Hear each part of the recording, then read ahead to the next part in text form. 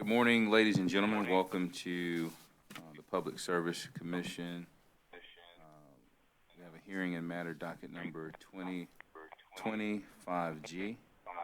This is an annual review of purchase gas adjustment and gas purchasing policies of Dominion Energy, South Carolina.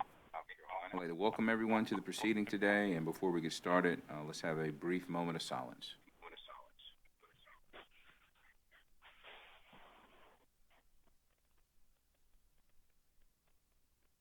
All right, thank you for joining me in that moment of silence. Let's take a roll call to see who we have with us today. District 1, Commissioner Williams.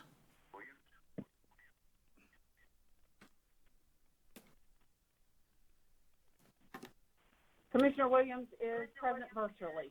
Good morning, and thank you, Commissioner Williams. Vice Chair Belzer. I'm present in the hearing room. Commissioner Caston. Present in the hearing room. Commissioner Irvin. Present virtually. Commissioner Thomas. Present in the hearing room. Commissioner Powers. Present in the hearing room. And Chairman Williams is present in the hearing room. Ms. Wessinger-Hill, could you please get the docket in order?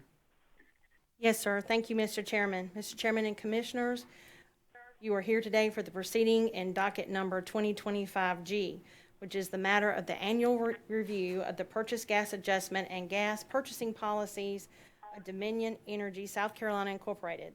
This hearing has been scheduled for today, November 5th, 2020 at 10 a.m. Mr. Chairman, due to the public health concerns and the COVID-19 pandemic, this proceeding has been scheduled to be conducted virtually. It is my understanding that our technology is fully functioning and that all parties participating in this matter are present with their respective witnesses who are ready and able to appear. Mr. Chairman, the docket is in order. All right, thank you very much, Attorney, or I should say General Counsel Wessinger-Hill, for getting the docket in order. We're going to take appearances from the parties now. Dominion Energy, South Carolina. Mr. Chairman, my name is Matt Gissendanner. I am corporate counsel for Dominion Energy, South Carolina. It's my pleasure to appear before you today, and the company appreciates this opportunity to present its case. Thank you. Thank you, Attorney Gissendanner. We're getting a lot of feedback from a telephone, and my producers are instructing me to ask all parties to put their phones on mute if they're not talking.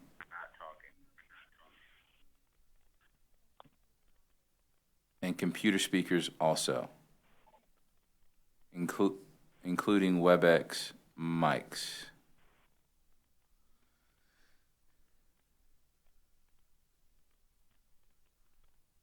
And I said mute speakers, maybe mute microphones as opposed to speakers. Okay, thank you, Dominion Energy, South Carolina. Office of Regulatory Staff. Good morning, Mr. Chairman and members of the Commission. On behalf of the Office of Regulatory Staff, I'm Alex Knowles. Also appearing with me today, although not here on video, is Chris Huber.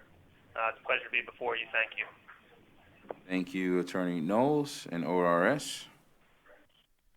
All right, so we have some preliminary matters to take up before we proceed. I understand there's a stipulation in this matter. Yes, sir, Mr. Chairman. Alex Knowles on behalf of ORS. Dominion Energy, South Carolina, and the Office of Regulatory Staff have entered into a stipulation filed with this commission on October 23rd, agreeing to all issues in this case. Per the stipulation, ORS and DESC have agreed to stipulate the testimony of their witness, the pre-filed testimony of their witnesses into the record without cross-examination. Mr. Chairman, I would ask that the stipulation, along with its Exhibit 1, be marked for identification and entered into the record as the first hearing exhibit. All right, the stipulation and Exhibit 1 will be marked and entered into the record as hearing Exhibit number 1. Thank you, Mr. Chairman. ORS has no other preliminary matters. Thank you, Mr. Knowles. Now that the preliminary matters are out of the way, Is Dominion Energy South Carolina ready to proceed? Yes, Mr. Chairman. Dominion Energy calls Felicia Howard to the stand, and I would just ask that Ms. Howard turn her video on and turn her microphone on as well on her phone.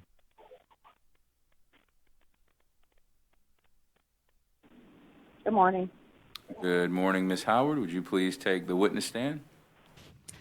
Ms. Howard, if you would raise your right hand, please.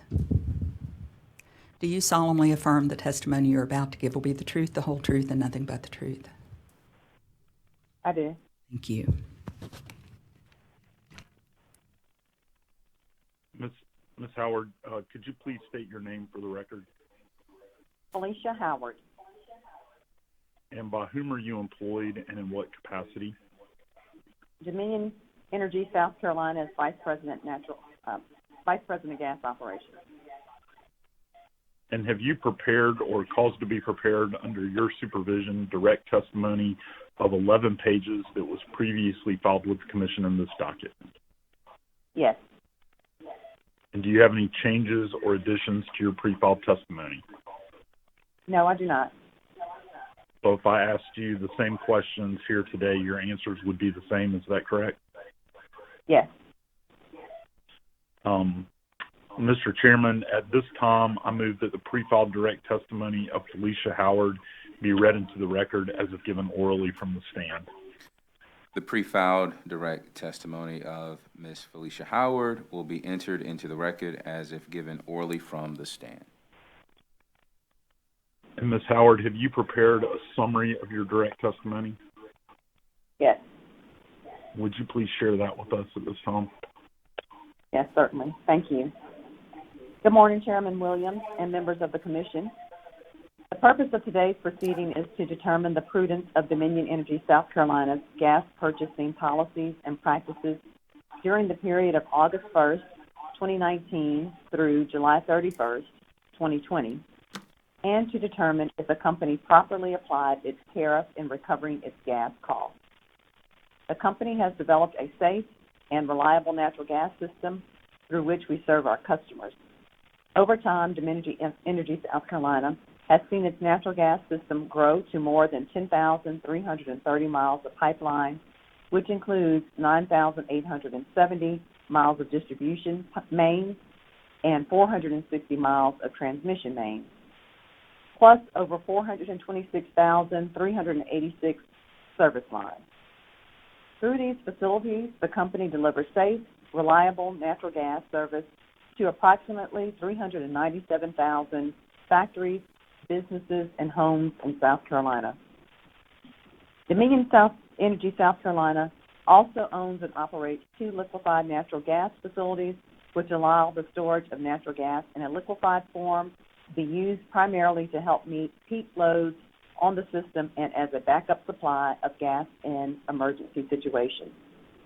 Firm demand on the company's system has continued to grow, and Dominion Energy South Carolina has consistently improved and expanded its system by adding pipelines to serve its new and existing customers and create operating flexibility on its system. Moreover, the company completed a number of projects to improve system safety, integrity, and reliability. As this commission is aware, Dominion Energy South Carolina's highest priority is to safeguard and protect those individuals who come in contact with the Dominion Energy South Carolina system, including employees, customers, and the public at large. During the review period, the company prudently managed its business operations, which included the purchase and recovery of its gas supplies and administration of the PGA. Therefore, on behalf of Dominion Energy South Carolina, I respectfully request the Commission find that the company has recovered its gas costs for the review period consistent with its tariff and Commission orders, and that it has purchased its gas supplies and administered the PGA in a prudent and reasonable manner. This concludes my summary. Thank you, Ms. Howard. Mr. Chairman, under the stipulation, ORS will not be cross-examining the company's witnesses. I therefore present Mrs. Howard to the Commission for questioning. Thank you, Attorney Gissendanner. Commissioners, are there any questions for Ms. Howard? Chairman Williams? Yes, Commissioner Williams, you have the floor, ma'am. Thank you. Thank you. It's good to see you, Ms. Howard. Thank you for your testimony. This is more of a curiosity, but I noticed in your testimony, which was dated September 22nd, the comment about no adverse impact from COVID. And my instinct was just with winter coming and more people working from home, whether that might have not necessarily an adverse impact, but just unanticipated impact. And this was just a good opportunity to learn a little bit about that. Do you have anything to offer? Sure. I am not anticipating any further impact from COVID-19, even as the winter approaches. We have a number of safety protocols in place for company employees that are entering any of our facilities, that are working with other folks in the field, that are working with other employees in the field, working with contractors in the field, customers, what have you. So I'm not anticipating any additional impacts from COVID-19 as a result of the approach of winter. Thank you. I actually meant that's really good to know and hear. I meant as much about demand as you know. I'm using a little bit more this year because of COVID-19 and just being at home. Sure. Yes, and we are seeing additional gas usage among our residential customers as well, just reflecting the fact, just like you said, that they're at home more. But we're not seeing a significant uptick on our system overall because as residential customers are at home more, they're not in some of the commercial establishments and some of the industrial establishments that they would otherwise be in. Thank you. I appreciate it.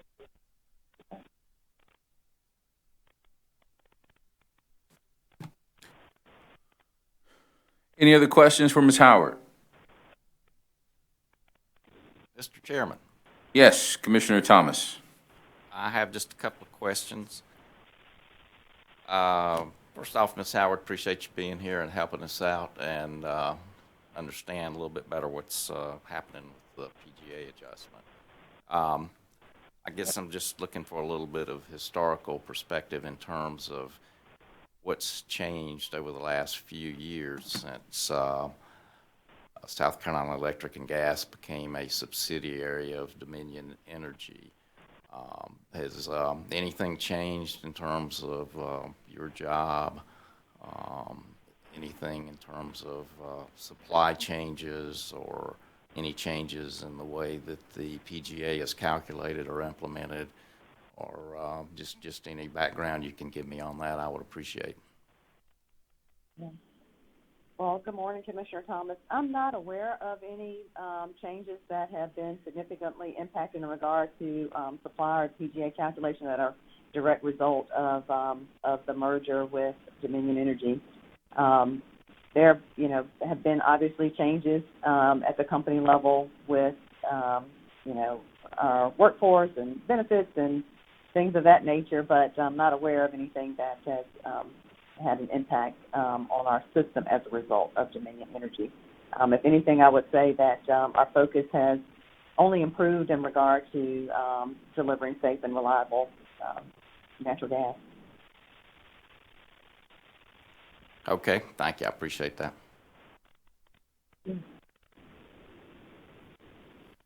Any more questions for commissioners? Hearing none, Ms. Howard, I have a question. Sure. Did you attend the University of South Carolina? Yes, sir, I did. Were you ever voted homecoming queen?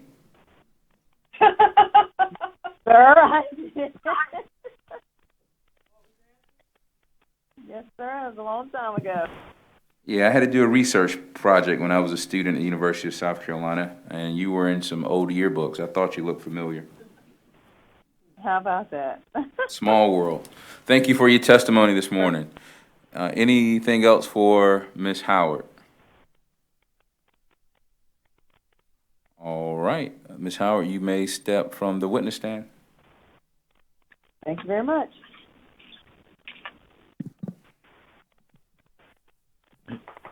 Ms. Howard, if you could stop your video. And Dominion Energy South Carolina now calls Rachel Elliott to the stand. Miss Elliott, if you could turn your video on and unmute your phone.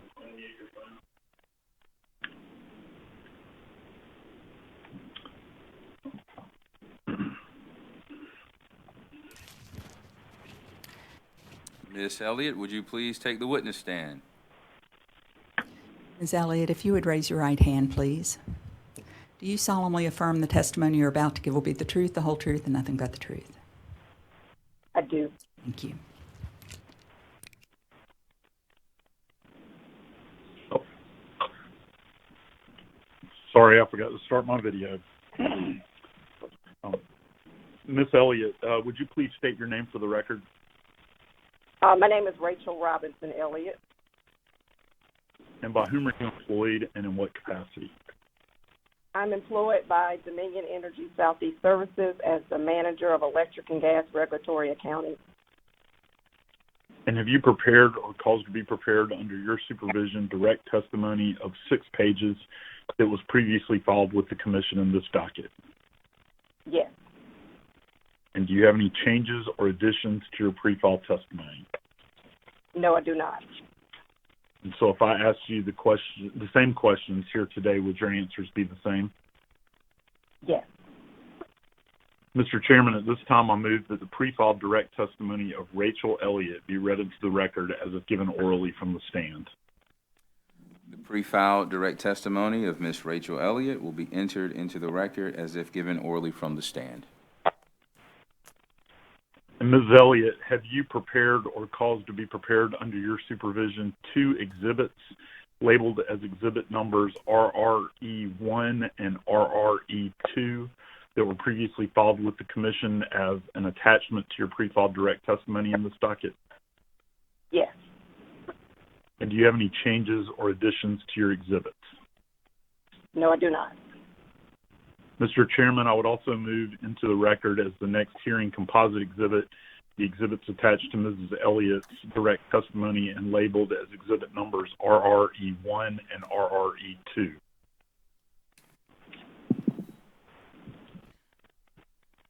RRE1 and RRE2 will be marked and entered into the record as a composite exhibit. They will be hearing exhibit number 2. Thank you, Mr. Chairman. Ms. Elliott, have you prepared a summary of your direct testimony? Yes.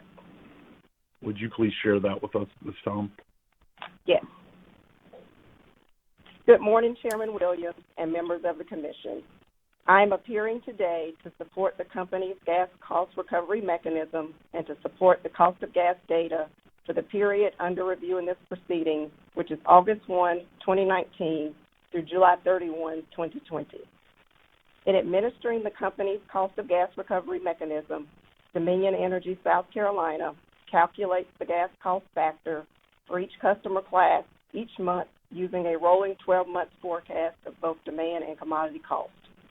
The company reviews the demand charge cost of gas allocation factors each year during the PGA proceeding and updates the factors to reflect current forecast parameters. These allocations are based on a weighting of 50% forecast sales and 50% forecast peak design day demand. The stipulation proposes to continue this demand cost allocation method and requests that the allocation factors, as presented in my direct testimony, be approved beginning with the first billing cycle of January 2021. Exhibit RRE-1 accurately reflects the administration of the PGA recovery mechanism as approved by the Commission. And Exhibit RRE-2 shows a summary of the monthly forecast of gas cost components and the resulting monthly over-under collection balances. The end-of-period balance of 0 shows that the forecasted gas cost factors would eliminate any projected over-under collection amount by the end of the forecast period ending August 2021. During the review period, Dominion Energy South Carolina properly administered the purchased gas adjustment and correctly adjusted the gas cost recovery factors for each customer class in accordance with the terms of Order Number 2006-679 as modified by order number 2009-910. In addition, Dominion Energy South Carolina recovered its gas costs consistent with applicable tariffs and commission orders. Accordingly, and consistent with the stipulation, Dominion Energy South Carolina respectfully requests the commission find that the company has recovered its gas costs for the review period consistent with its tariffs and commission orders, and that it has purchased its gas supplies and administered the PGA in a prudent and reasonable manner. This concludes my summary. Thank you, Ms. Elliott. Mr. Chairman, I now present Ms. Elliott to the commissioners for questions. Commission questions for Ms. Elliott. Mr. Chairman. Vice Chair Belzer. Thank you, Mr. Chairman. Good morning, Ms. Elliott. Thank you for appearing this morning. Good morning. How does the cost of gas factor presented in your testimony on page 4 as of September 22nd, how does that compare to the cost of gas factor that was set in the last case?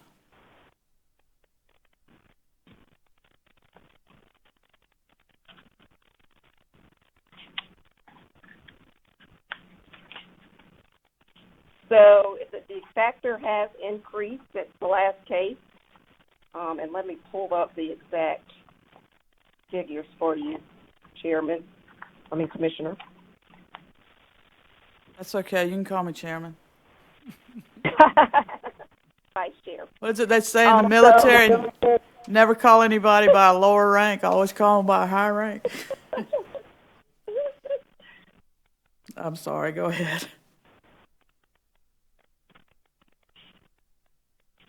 So the factors as presented in my direct testimony have increased from about this time last year. So if you look at, those factors were set in September. And so if you look at the previous September, the factors were lower than they are today. Okay. And is it just the cost of gas that is the current cost of gas and forecasted cost of gas that is leading to that increase? Well, it's a couple different things, Commissioner. So one of the things that is causing the upward pressure right now is we have some new upstream interstate capacity that's coming online, and so that has been factored into the new forecast. And then we also are seeing an uptick in the market prices. So, and you typically see the uptick going into the winter, but this year it's actually has gotten over the $3 mark, which we have not seen since about the beginning of 2019. So the increase you're seeing now is a function of the increase in the market prices as well as some new interstate capacity. Thank you very much. That's all I have, Mr. Chairman. All right. Any other questions for Ms. Elliott? I have a question for Ms. Elliott. Ms. Elliott, are you still running marathons? I have done one marathon and I am done. It was a one and done experience. Okay. All right. I vow to never do it again. I haven't seen you at any road races lately. Well, I guess because of the pandemic. Everything's virtual now. All right. If there's no other questions for Ms. Elliott, you can step down from the witness stand.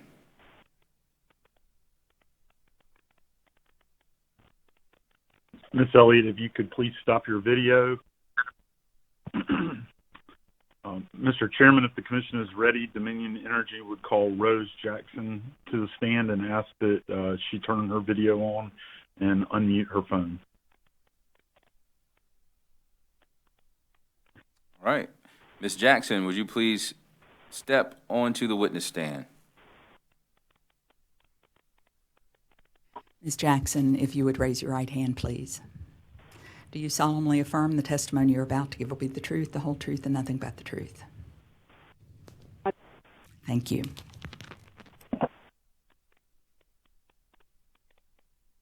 Ms. Jackson, would you please state your name for the record? I'm Rose Moore Jackson. And by whom are you employed and in what capacity?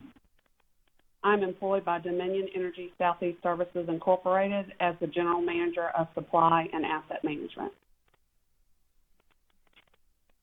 And have you prepared or caused to be prepared under your supervision direct testimony of 16 pages that was previously filed with the Commission in this docket? Yes, sir. And do you have any changes or additions to your pre-filed testimony? I have one minor correction. On page 1, lines 2 and 3, my address was not updated, and the correct address is, let's strike 1300 12th Street, Suite F, and replace that with 220 Operation Way.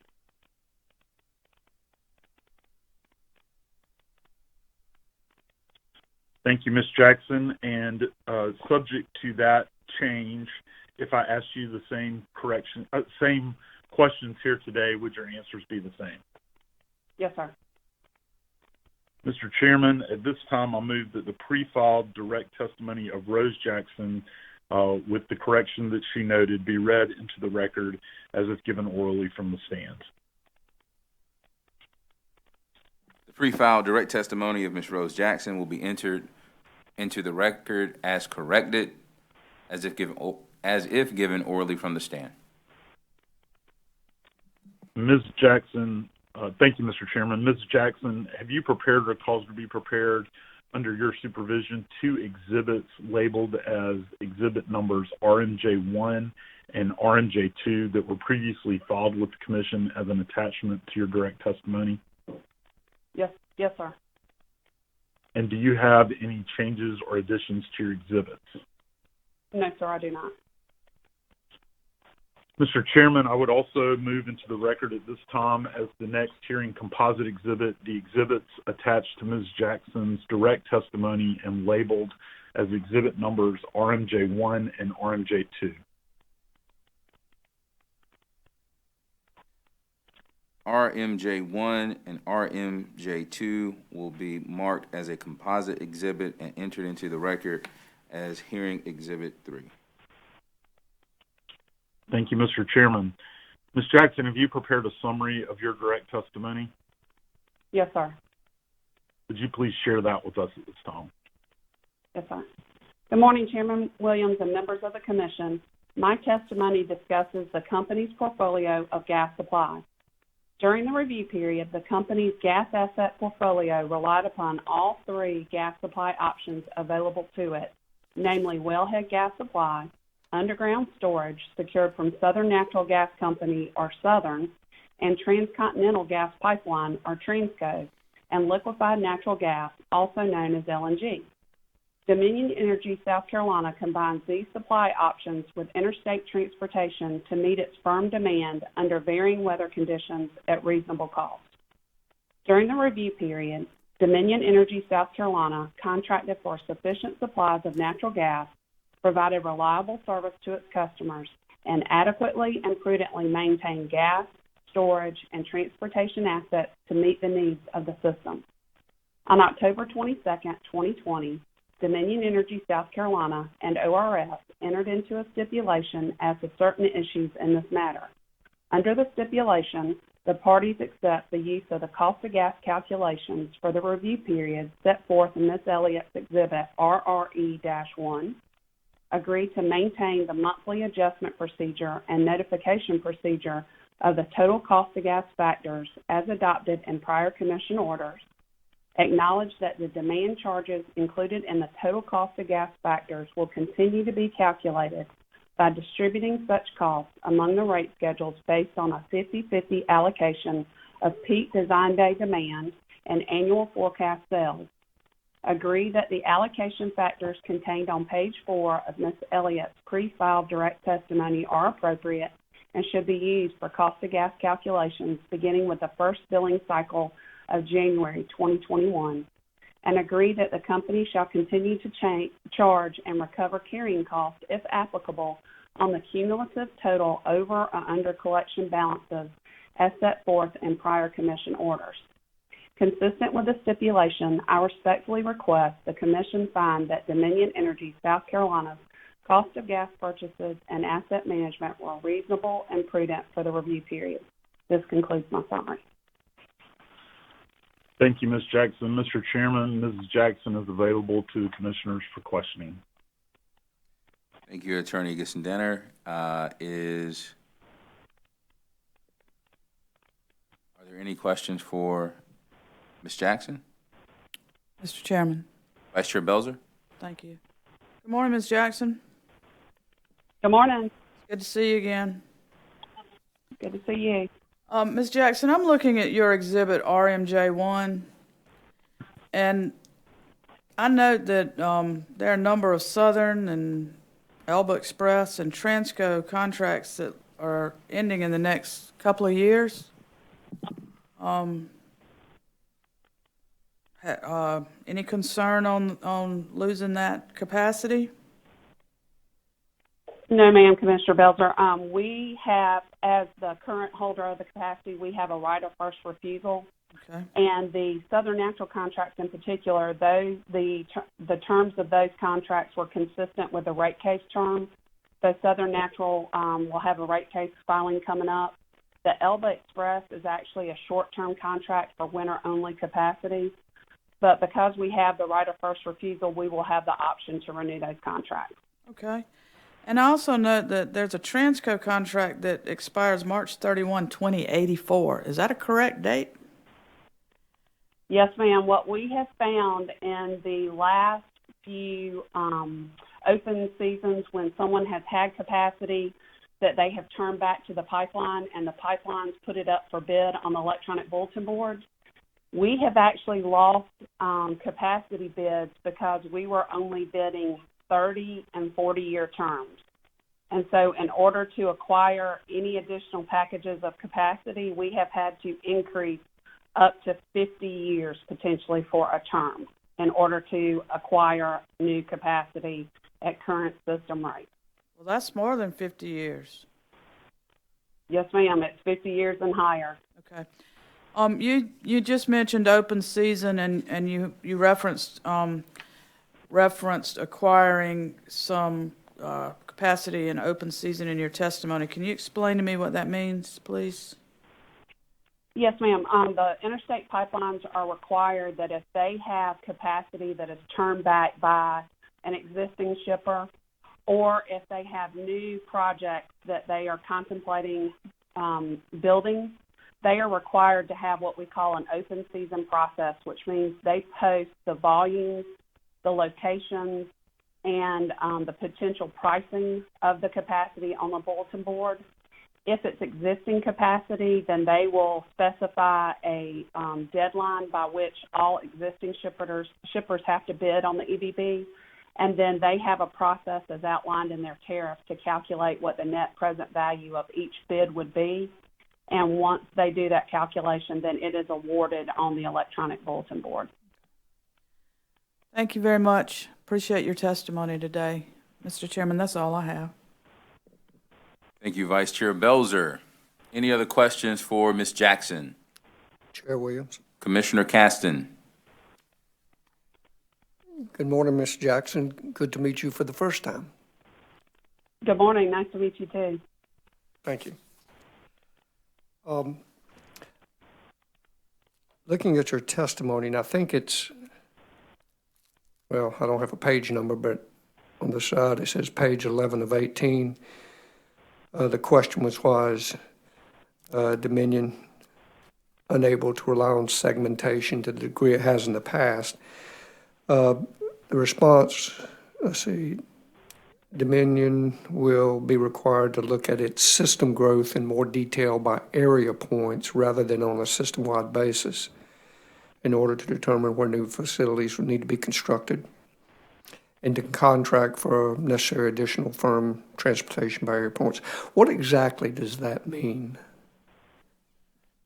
Yes, sir. In the past, we have been able to look at the system as overall. So we would calculate our reserve margin by the entire system.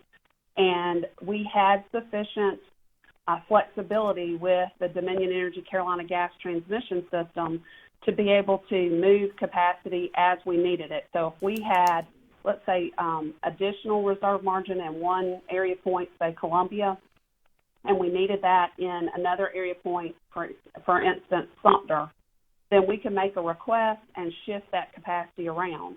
However, as CGT's system has increased with growth and they are fully subscribed today, they have had to add new capacity as additional volume has been required on their system. And 2 years ago, we actually participated in a project that they referred to as the Moore to Charleston project, where we acquired 50,000 decatherms of capacity at the Moore takeoff of Transco, and it allows us to deliver capacity into Charleston.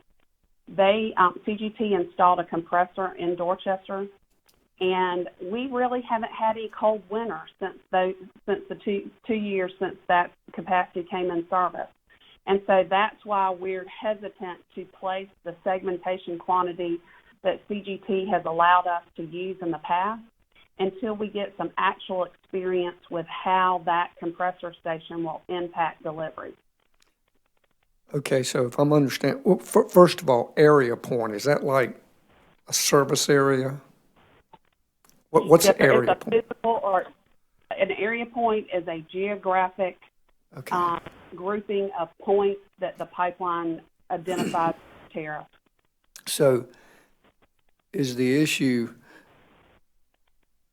like a line capacity issue now if you have more growth in this area, whereas before, you had adequate capacity in a line to transfer gas through that, or am I misunderstanding that? No, you're correct. What it means is that in the past, if we had capacity in one area, because reserve margin was more flexible and CGT system wasn't as tight as it is today, we could request that we could move that reserve margin in one physical area to another physical area. But as CGT has experienced growth on their system and they've had to add new expansion projects, it's getting more difficult to move from one point to another. So what we're having to do is work more closely with them to identify where our growth exists in those physical area points so that we can work more directly with them to figure out what are the best facilities we're going to need in the future. Okay, so you want to make sure you have adequate transmission, and then you're looking at areas, growth areas, and then designing, planning the system appropriate for that particular growth area. Is that yes, correct? Sir. Okay. Exactly. Makes sense. You had mentioned, I guess, reserve, and I was trying to understand that too, reserve capacity, I think. And I'd seen in there somewhere you testified that the operating reserve will be 5.67%. I really didn't know, or is there a reason that the gas utilities typically don't have some kind of reserve capacity margin? How do you know if 5.67% is historically good, bad? I mean, where does the number come from? Well, the reserve margin, what it does is it compares our design day forecast, which means design day is going to be the coldest anticipated temperature on our system based on weather that dates back to 1950. And then we take the total load that we have by customer class, and our resource planning department calculates what they anticipate to be what we call design day, which is the coldest day on our system. And then once you compare that to the current capacity that we have available to serve customers on that design day, then any additional that we have is referred to as reserve margin. So that 5.67% is reserve above what we anticipate our design day to be. So I guess when I think about other utilities, we would call that probably peak hour or max day, peak hour, the lines have got to take care of that. Your capacity's got to make sure you take care. So am I understanding you to say the 5.67 is simply above what the utility has already determined is their worst case based on historical low temperatures? Yes, sir. And I think what makes it more difficult for a gas utility to determine what range of reserve margin it may need is that we can't go out on an annual basis and pick up capacity. We're not guaranteed to be able to get the exact amount of capacity that we need to handle our system growth. So we're in constant contact with all of our existing pipeline partners, our pipeline suppliers, and any other new projects that we're aware of on pipelines so that we can try to make them aware of what our growth is forecasted to be so that we can participate in larger expansion projects and gain the economies of scale of participating with other customers in our region. So We as can't part of simply that, go out. excuse me, go ahead. We can't go out on an annual basis and match up our growth one for one, and it's becoming a longer process than we had to deal with previously. Back 5 to 7 years ago, I would tell you the average FERC process for a new pipeline project would be 3 years. My testimony says 5 or more, and based on what we've seen this year with the cancellation of ACP, it could be 7 or more years. Wow. So, again, if I'm understanding that too, what you're saying is that in these areas, your growth areas, you're looking at that worst case demand, I guess the coldest day over that projected growth. I don't know if y'all do that 5 years, 10 years, 20 years or what, but I'm assuming you look at the projected growth and then it's kind of multiplied times that worst case temperature. Is that correct? Yes, sir. Yeah. And then you have 5.67% above that. It just happens on this. Yes, sir. Okay. One final thing.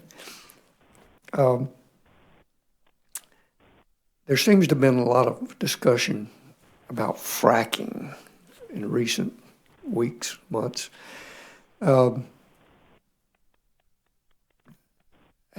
Depending on what occurs, whether it's elections or what, if something were to reduce the fracking or eliminate that, what do you foresee any issues relative to, I guess, your supplies, cost? I definitely think we will see an increase in cost because over the last 5 years, virtually all of new domestic supply has come from shale production. And in the event that fracking was limited or banned, that will potentially decrease gas supply domestically that would be available. Now, the good news is when you look at our capacity contracts for DESC, we have 2 different paths of capacity. Most of our capacity flows from south to north, and we do have some capacity that flows from north to south. I think it would be just very tragic if we had to eliminate this God-given resource that has reduced our cost of gas dramatically. And, just as we've seen with the reduction in coal usage in electric plants, that coal continues to be produced. It's just being exported. So I think that you may see that happen as well unless fracking is banned. But if there are limitations put on our ability to use shale production in the U.S., I think that gas will still be produced, but it will be exported to other countries. Thank you, Ms. Jackson. Yes, sir.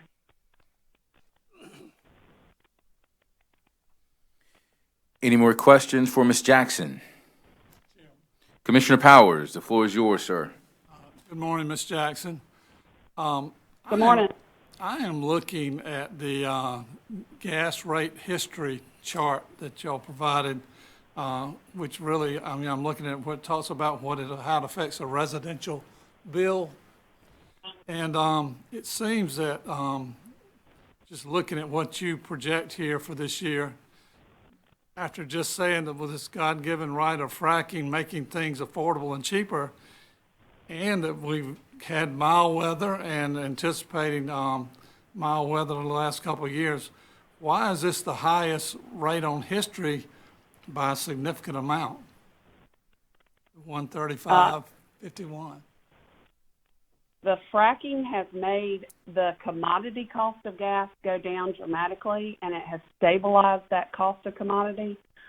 It wasn't long ago that we saw volatility in the natural gas market with regards to the commodity of the supply piece, where you would see prices fluctuate anywhere from $3 to $5. And since the shale production has come online in the last 5 years, we have seen prices stabilize and fall below $3 for much of that time period.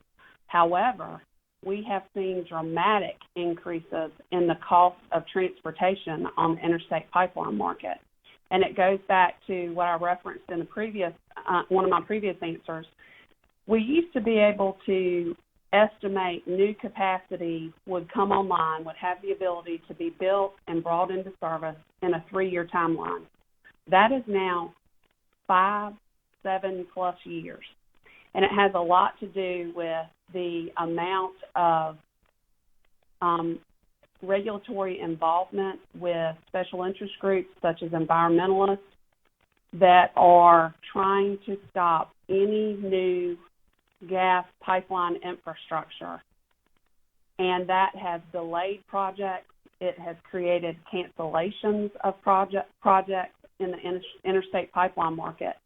And the cost of building these new projects, because they are greenfield, I tell a lot of folks that we've taken advantage of all the low-hanging fruit. So if you look in particular like on Transco's system, they have been able to loop the existing pipeline and add compression. But now they're at a point where we're looking at some additional pipelines. And other pipeline projects are installing brand new pipelines. So it's very costly. And the milder weather has not helped either, because we forecast our rates based on normal weather. So when we encounter warmer than normal weather, the billing units that we spread our cost over are decreased. Therefore, you see a higher rate. Well, you say environmentalist like it's a dirty word or something. But does this rate, though, being the highest on record, is this to meet a rate of return that looks like the customers are taking a real hit for it to be the highest on history, because other gas prices and other things just aren't that bad right now? I mean, I just... It's a function... It just seems high to me. And I apologize. I don't mean to infer that environmentalists. It's just that the FERC process has become much more elongated because of the amount of intervention in it. A lot of that has to do with social media and the ability to file electronically, which delays the timeline. But in order for us to meet our design day requirements, we have to acquire additional capacity, and unfortunately the cost of that interstate pipeline capacity continues to go up. Thank you, ma'am. Mm-hmm.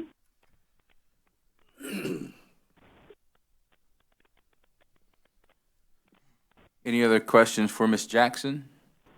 Mr. Chairman. Commissioner Thomas, the floor is yours, sir. Thank you. Thank you, Ms. Jackson. I appreciate you answering our questions here today. I noticed that you have a lot of storage on the pipelines in a variety of locations from Mississippi and Louisiana to Pennsylvania and New Jersey. And just thinking about that and thinking about the weather patterns that you were talking about earlier, and the fact that we haven't had the cold weather in this area, but perhaps further on the pipeline systems, they have had colder weather. Is this capacity that that you have, is that able to be reused or shared by other companies on the system, or is it just this is ours, and there's no way to give someone else benefit if needed? No, sir. We actually have a memorandum of understanding that with the generation side of Dominion Energy South Carolina, so in the event that the LDC or the gas operations side of the house has capacity that they're not using, then the generation side of the house has what we call right of first refusal, so that before we release it to a third party, we make it available to the generation side of the house. And then if they do not have a use for it, then we are able to release it into the marketplace. But by using it internally, we avoid third-party credit risk. We also avoid scheduling risk because it's very difficult for us to know exactly how much gas we're going to need on a daily basis a week out. You know, we're looking at this 4 times a day to determine what forecasted weather we're going to have, changes in weather patterns. And so in the wintertime, in particular, you may see us just do a short-term release like a daily release. But we have the ability to release that capacity into the marketplace. Okay, so when you do release that capacity, then I assume that there is a benefit that flows back to your gas customers. Is that correct? Yes, sir. There's a 75-25 sharing mechanism, so 75% of that gets credited back to the cost of gas. Okay, thank you. You're welcome. Thank you, Commissioner Thomas. Any other questions for Ms. Jackson? All right, hearing none, Ms. Jackson, you may. Oh, I'm sorry, Commissioner Williams? Yes, thank you. Yes, ma'am. Ms. Jackson, it's nice to meet you, and I appreciate your testimony today. This is following a little bit in the lines of Commissioner Caston's questions, some of which is capacity related and also geographic related questions.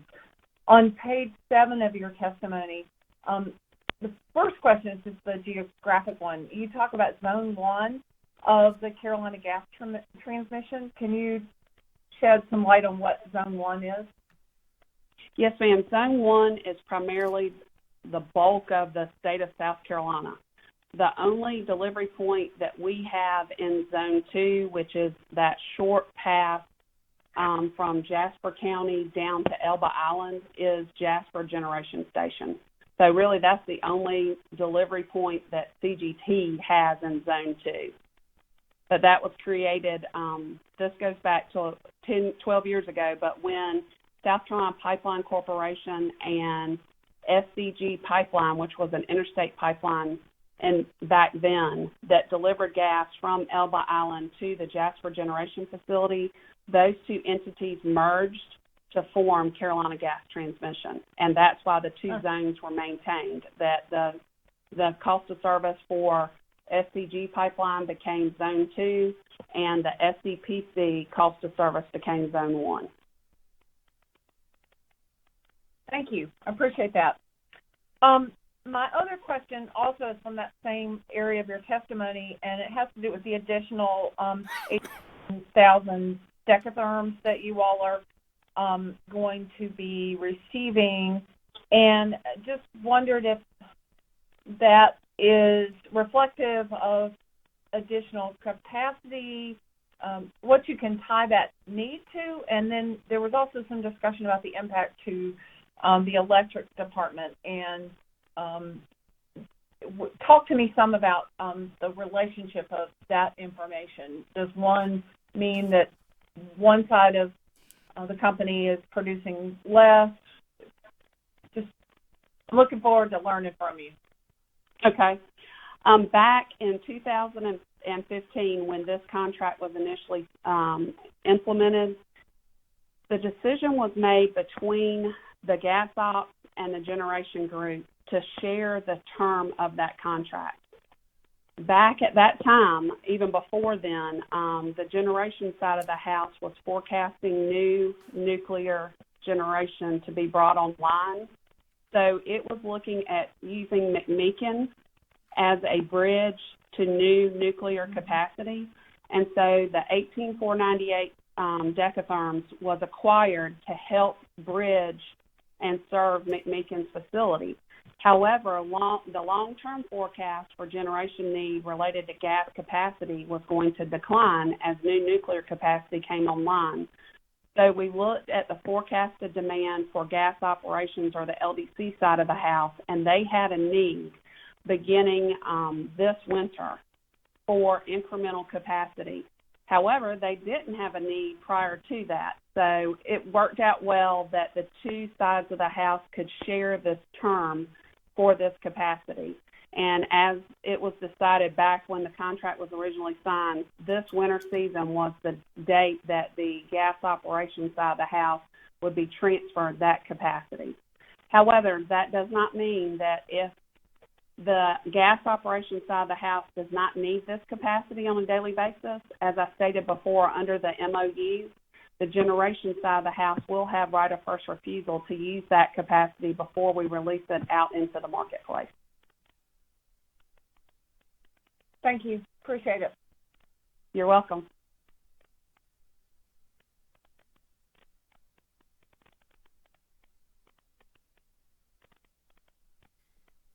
All right. Any other questions for Ms. Jackson?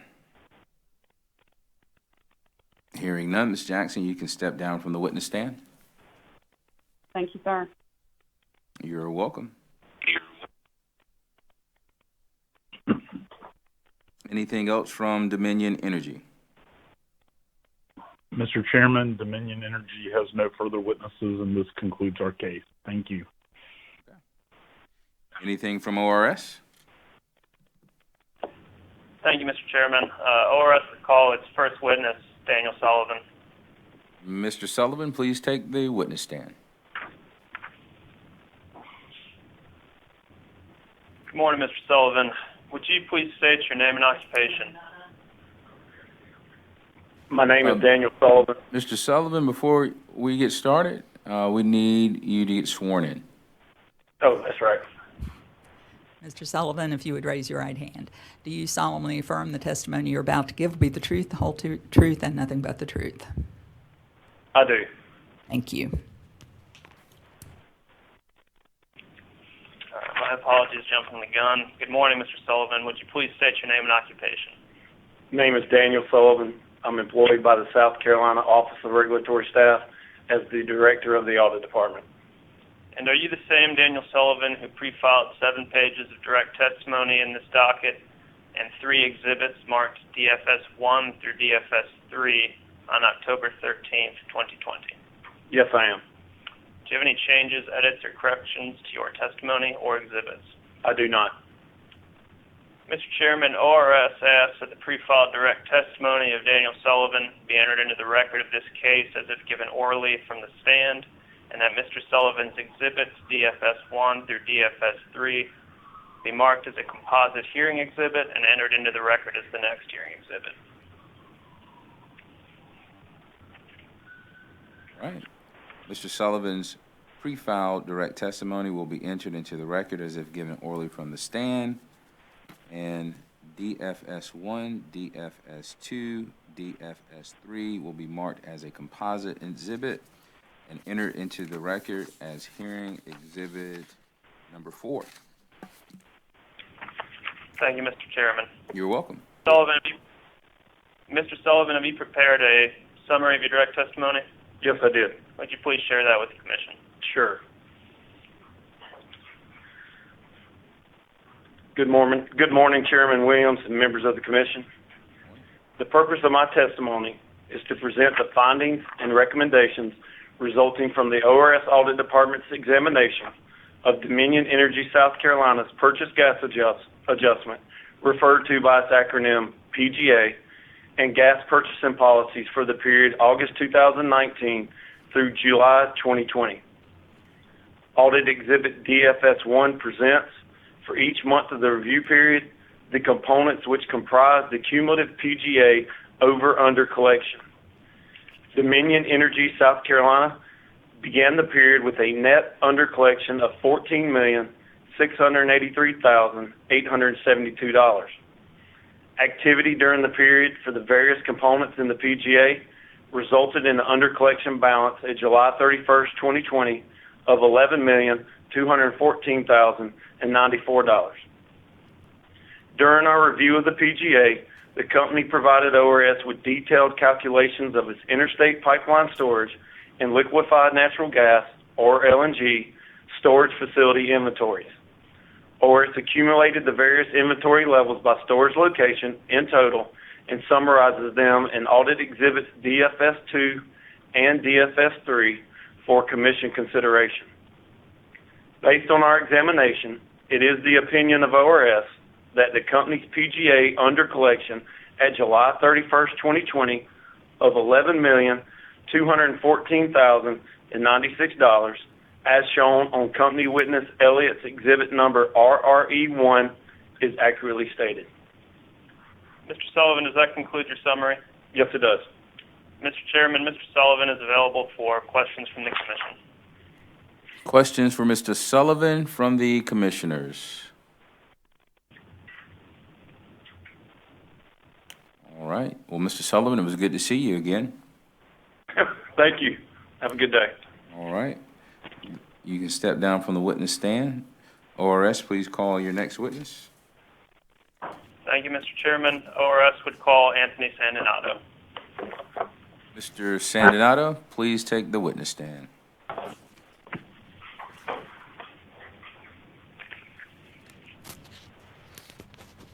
Mr. Sandinato, if you would raise your right hand, please. Do you solemnly affirm the testimony you're about to give will be the truth, the whole truth, and nothing but the truth? I do. Thank you. Morning, Mr. Sandinato. Would you please state your name and occupation? Yes. My name is Anthony Sandinato, and I'm employed by the Office of Regulatory Staff as a Senior Regulatory Manager. Are you the same Anthony Sandinato who pre-filed 13 pages of direct testimony in this case on October 13th, 2020? Yes, I am. Do you have any changes to your testimony? No, I do not. Mr. Chairman, ORS asks that the pre-filed direct testimony of Anthony Sandinato be entered into the record of this case as if given orally from the stand. The pre-filed direct testimony of Mr. Anthony Sandinato will be entered into the record as if given orally from the stand. Mr. Sandinato, did you prepare a summary of your direct testimony? Yes, I did. Would you please share that with the Commission? Certainly. Good morning, Mr. Chairman and members of the Commission. The ORS review covered the period of August 2019 through July 2020. My testimony covered 4 key points. First, ORS reviewed the company's large construction and maintenance projects in order to ensure these projects promote the safe and reliable delivery of natural gas. Second, ORS reviewed the company's gas purchasing policies and practices. ORS found the company's practices and policies to be reasonable and that the company is prepared to meet.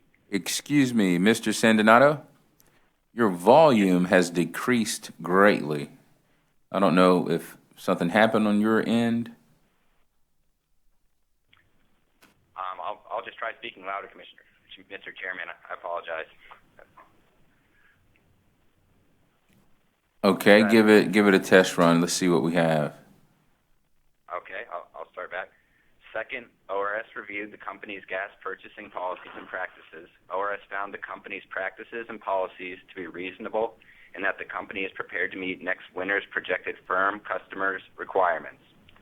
Third, ORS found that that DESC administered and recovered its gas costs in a manner consistent with the current Commission-approved tariffs and Commission orders. Fourth, ORS has reviewed the proposed calculation of the demand cost of gas allocation factors and agrees with these factors as calculated by the company to be implemented in January 2021. Subsequent to the filing of my direct testimony, a stipulation was entered into between the company and ORS. ORS believes that the stipulation is in the public interest and requests that the Commission approve the stipulation as presented. Mr. Sandinato, does that conclude your summary? Yes, it does. Thank you. Mr. Chairman, Mr. Sandonato is available for any questions from the commission. Questions for Mr. Sandonato from the commissioners? Commissioner Caston. Good morning, Mr. Santonato. Good morning, Commissioner. On page 8 of your pre-file testimony,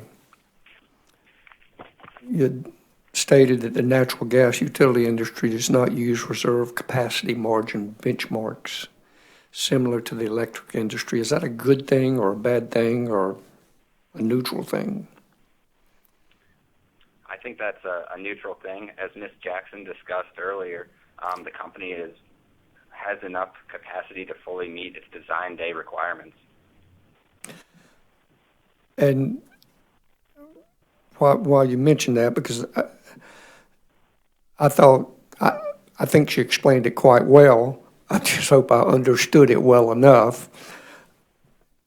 If I understood it correctly, in essence, what the company does is they have the worst historical temperature and project that over their growth demands and construct their system. Now they're going to be doing it more regionally, but construct their system and supply and reserve their supplies based on that worst case temperature projected with growth factors for future demands. Is that a correct understanding I have? I believe that's what you discussed with Ms. Jackson. As part of our review for this, we specifically looked at this winter season, not necessarily future, but just a little bit in the future, not years into the future for this. Well, I understand, but the 5.67%, I'm simply trying to educate myself. And I thought, well, is that a 5.67% reserve? But I understood from her, and I think she explained it well, I just want to make sure I understood it well, was that 5.67 is simply what is above what they have considered is adequate reserve capacity infrastructure for future demands. Was that your understanding? I understand that it's 5.67 reserve now, but it will help them meet the future demands. And you can see if you look at the previous reserve margins, you'll see them walk down and then jump back up as the company procures additional capacity and demand grows in between that. Okay, but I thought I understood it, that whatever those numbers are, whether they're, plus or minus, they're still are in excess of what is already a reserve based on that coldest day with projected growth factors. Is that a correct assumption? I think it could be looked at like that, but this actual number is calculated just for the winter, but it benefits the future, and the company does look to the future when procuring additional capacity. All righty, thank you, sir. Thank you. Thank you, Commissioner Caston. Are there any more questions for Mr. Sandonato? All right, hearing none, Mr. Sandonato, you can step down from the witness stand.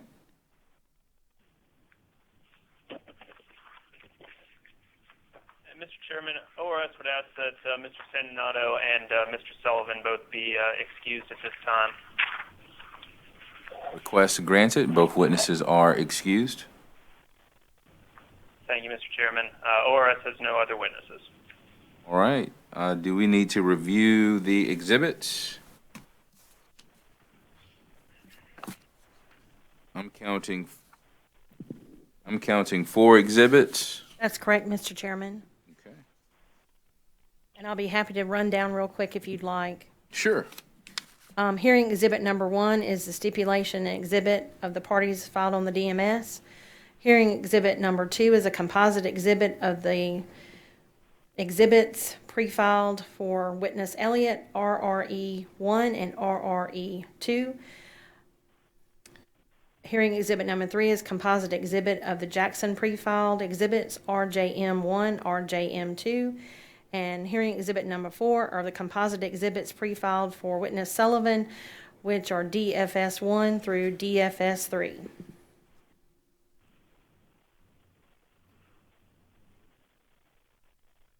I'm sorry, Jackson is RMJ 1 through RMJ 2, which is hearing exhibit number 3.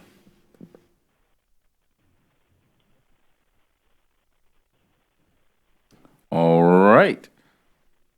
And Mr. Chairman, the only other final matter prior to conclusion is that the parties have agreed prior to the hearing that there would be a joint proposed order which is due from the parties no later than November 13th, 2020, which is Friday a week from tomorrow.